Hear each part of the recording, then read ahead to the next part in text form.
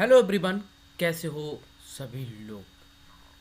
अगले 6 महीने में आरआरबी जेई कैसे क्रैक करें। ये सच है कि आरआरबी जेई की वैकेंसीज आपकी एग्ज़ाम अक्टूबर नवंबर मैक्स टू मैक्स दिसंबर में होगा। तो ओवरऑल सब मिला लिया जाए तो आपके पास 6 मंथ बचे हैं आरआरबी जेई क्रैक करने के लिए।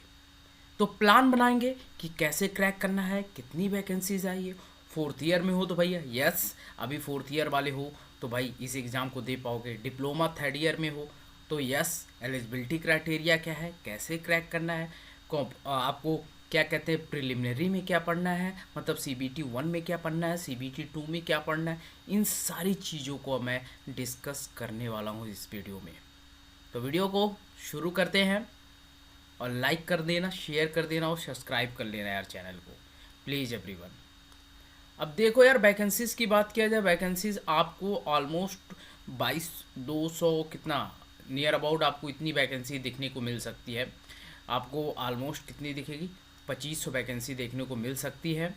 बाकी ब्रांच वाइज भी डिस्कस कर लेते हैं, कितना कौन किस में ब्रांच में आएगा तो हम डिस्कस कर लेते हैं इस वीडियो में। तो अब देखो भाई, ब्रांच जो एलिजिबल होता है उसमें आपकी क्या होगी, ये पूरी मैकेनिकल एंड अलाइंड इंजीनियरिंग, उसके बाद electrical engineering, electrical aligned engineering, electronics and communication engineering, ये सारे ब्रांच आपके एलिजिबल हैं।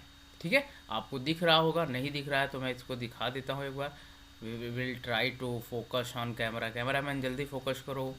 तो ये देख सकते हो, ठीक है, तो ये देख सकते हो एसएससी जेई में 900 प्लस वैकेंसीज है, जिसका एग्ज़ाम आपको 5, 6, 7 जून को होने वाला है। तो उसमें आप अगर चाहते हो तो टेस्ट सीरीज़ देना, तो टेस्ट सीरीज़ पीडब्ल्यू ने शानदार और ज़बरदस्त निकाला है एसएससी जेई टेस्ट सीरीज़ 2024 के लिए, जिसमें आपको सिर्फ 199 रुपया लगने वाला है। उसके बाद बात किया जाए, अगला जो बैच आप लोगों के लिए है अशोका 2.0 बैच बी, जिसमें आपको कंप्लीट पढ़ाया जाएगा AEJE एग्ज़ाम के लिए, और इसकी प्राइस 2999 रुपया है। उसके बाद बात किया जाए यूपी ट्रिपल SC जेई की बात किया जाए 2.0, जिसमें फाउंडेशन बैच आपको पता है कि 4000 प्लस वैकेंसीज है, नोटिफिकेशन भी आने वाला है कल। तो 1999 रुपये में आपको मिल जाएगा for the UP triple SC JE sprint के लिए। और ये सब कोड यूज करना है आपको, अगर कोड डिस्काउंट चाहिए तो कोड यूज करना है DPK250, तो आपको 250 रुपये तक ऑफ मिल सकता है। उसके बाद बात किया जाए कर्तव्य बैच 2 ईयर वैलिडिटी कोर्स के साथ, अगर आप कॉलेज स्टूडेंट हो तो अभी सेकेंड ईयर में हो, थर्ड ईयर में हो या फोर्थ ईयर में हो, तब ये इस बैच को बहुत आपके लिए बहुत हेल्पफुल है। 3999 रुपये में आपको मिल जाएगा। उसके बाद अगला बैच आपको जो मिलने वाला है वो बैच आपको ज़बरदस्त बैच है, अभ्यास बैच SSC जेई 2024 अभ्यास बैच सिर्फ आपको 999 रुपये में मिल जाएगा ऑफर में। और targeted course for SSC JE aspirant, code use करना है DPK250। उसके बाद आरआरबी जेई आपको पता है कि वैकेंसीज आने वाली, तो आरआरबी जेई एक्सप्रेस 2.0 बैच, जिसमें 2499 रुपये में आपको मिल जाएगा आरआरबी जेई एस्पिरेंट के लिए। उसके बाद आपको जो SSC जेई फाउंडेशन बैच 2024 2499 रुपये में फॉर AEJE स्टूडेंट के लिए। ओके, तो इन सारे बैचों को कोड यूज करना है DPK250। Fateh batch SSC JE CBT 1 and CBT 2 के लिए 2499 रुपये में, जिसमें आपको CBT 1 एंड CBT 2 को कराया जाएगा। उसके बाद आप चाहो तो चाणक्य बैच ले सकते हो, AEJE BOD रिकॉर्डेड यानी वीडियो रिकॉर्डेड बैच है 1999 recorded course for all AEJE exam for India के टॉप फैकल्टी। इन सारे में इंडिया के टॉप फैकल्टीज होंगे जो खुद इस एग्जाम को क्रैक कर रखे हैं, वो हैं। जैसे कि आपको इस बैच के साथ ऑफर मिलेगा SSC JE, RRB JE, NHPC JE जैसे एग्जाम आप देख सकते हो। Based on new exam pattern and syllabus, lecture will be the deliver in the Hindi और English, class note DPPA and DPPA solution will be provide, chapter wise short notes will be provided, weekly test, subject wise test, mock test, live lecture, doubt आपको मिले। AEJE खजाना जो आपको इसी के साथ मिल जाएगा, AEJE गिविंग द AEJE खजाना विद द बैचेज 1499 रुपया with at the gate features. Recorded lecture will be best faculty PW application DPP and DP solution आप देख सकते हो। तो यहाँ पे AEJE खजाना गॉट एक्सेस 300 वीडियोस। बाकी ये cost effective, learn your favourite faculties, आपको लिंक इन डिस्क्रिप्शन मिल जाएगा। फटाफट जाइए कोर्सेज अपना बाई कीजिए।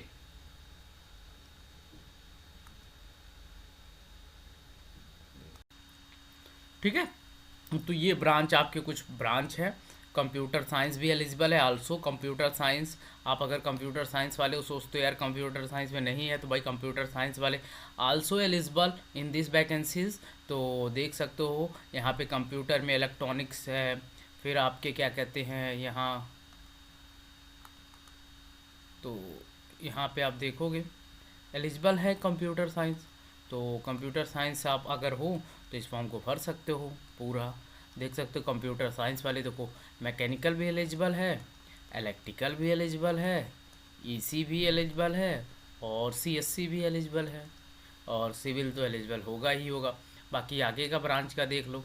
आगे वाले ब्रांच जो हैं ये आपके सामने हैं।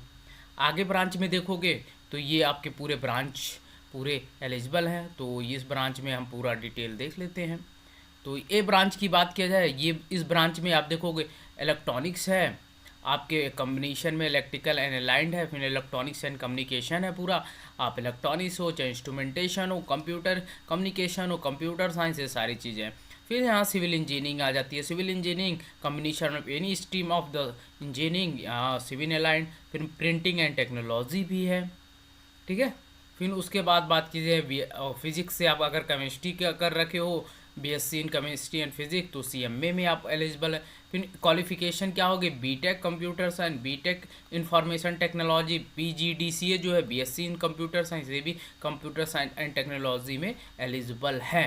तो ये सारे एलिजिबिलिटी क्राइटेरिया है।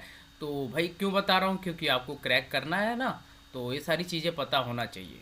ओके चलो, अब देखो यार हम पहले मुद्दा हमारा पैटर्न समझ लेते हैं, क्योंकि क्रैक करने के लिए आपको पैटर्न ही सब कुछ ज़रूरी है ना, कि पैटर्न समझना ज़रूरी है कैसे क्या होता है।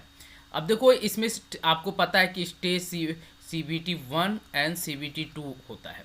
दो स्टेज होते हैं, CBT 1 एंड CBT 2 होता है। ये CBT 2 के पूरे हैं, ठीक है। हम CBT 1 की बात कर लेते हैं। CBT 1 में क्या क्या होने वाला है। तो CBT 1 कहाँ गया, वेट,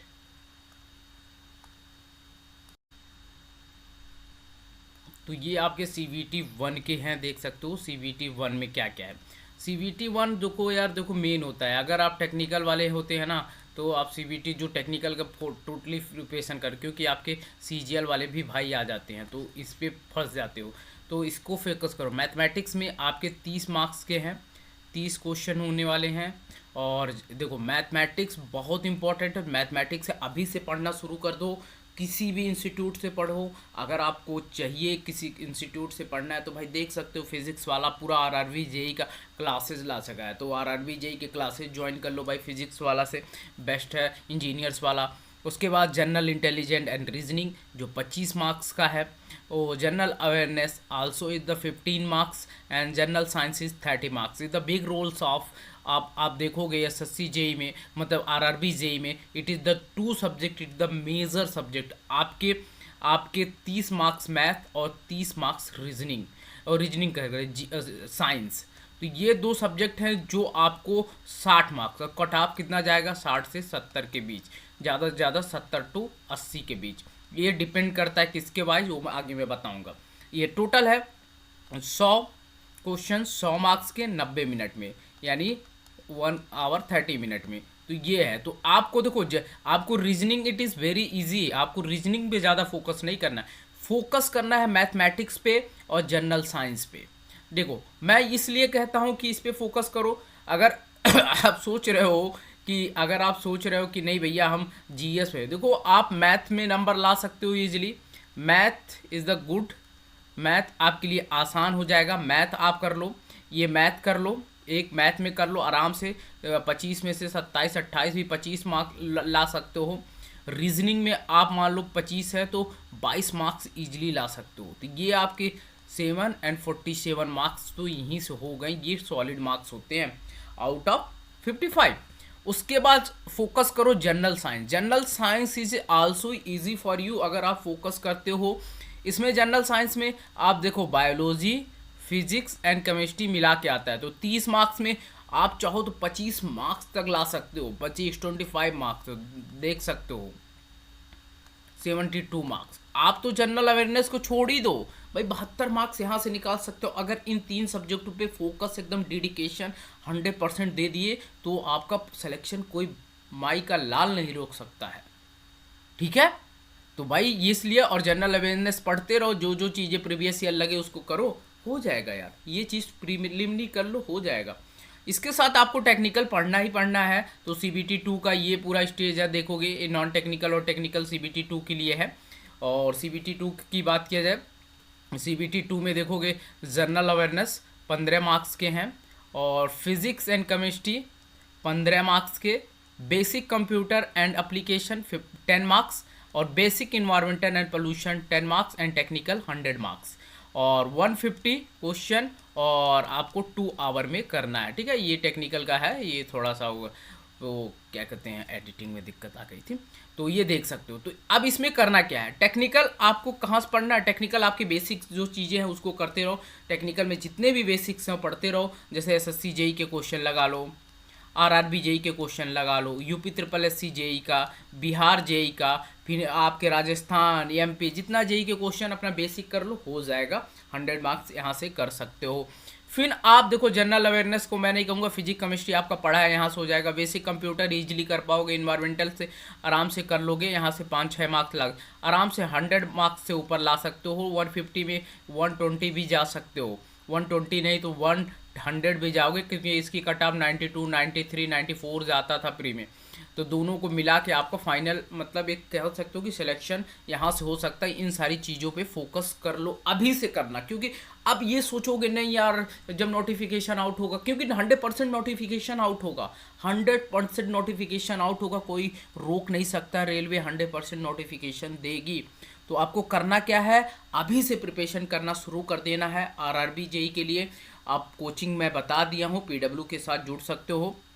अब देखो आपका जोन मैटर करता है, selection is the zone matter. Yes, अब सोचो आप यूपी में हो, इलाहाबाद से भर दिए हो, इलाहाबाद से भर के गलती मत करना, क्योंकि यहाँ 3-3 लाख फॉर्म, 4000 वैकेंसीज है तो 3 लाख, बट इतनी वैकेंसीज आएगी नहीं इस बार, तो नंबर ऑफ स्टूडेंट भी कम हो सकते हैं, तो 3 लाख 2.5 लाख की सारी ब्रांच वाइज। तो जोन इज मैटर, तो जोन को देखो, जोन का देखो, कट ऑफ देखो कितना कहाँ का गया था, क्योंकि आपको इलाहाबाद जहाँ नंबर ऑफ स्टूडेंट ज़्यादा है वहाँ का कट ऑफ ज़्यादा चला जाता है, 60, 65, 70 भी कट ऑफ चला जाता है। तो zone is matter your selection, तो जोन पे फोकस करो। ठीक है, अब बात कर लेते हैं कैसे क्या करना है। देखो आप सारी चीज़ें पढ़ लिए, पढ़ने के बाद आपको 3 चीज़ें को, test series, time, accuracy and focus, ये आपका सिलेक्शन का एक राज होता है। टेस्ट सीरीज आपको देना ही देना है, आपका चाहे मैथ का टेस्ट हो देना है, चाहे आपकी साइंस का टेस्ट हो देना ही देना है, चाहे अब मैथ का हो, साइंस का हो या रीजनिंग का है देना है। जनरल अवेयरनेस आप दे सकते हो, आर्टिकल्स पढ़ो, पॉलिटिक्स पढ़ो, हिस्ट्री पढ़ो, जो भी पढ़ना है पढ़ो, बट उस पर ज़्यादा टाइम वेस्ट करोगे तो उसमें से क्वेश्चन बहुत बनते नहीं है, करंट अफेयर इजीली आ जाते हैं। जो इन सॉलिड है, इन सारी चीज़ों पे अभी ज़्यादा फोकस करो, क्योंकि इसको कवर कर लिए, मान लो आपके पास टाइम होता है 10, 15, 20 दिन, आपको मैराथन क्लास मिल जाते हैं, मैराथन क्लास ऑलरेडी मिल जाते हैं, तो वहाँ से कर सकते हो।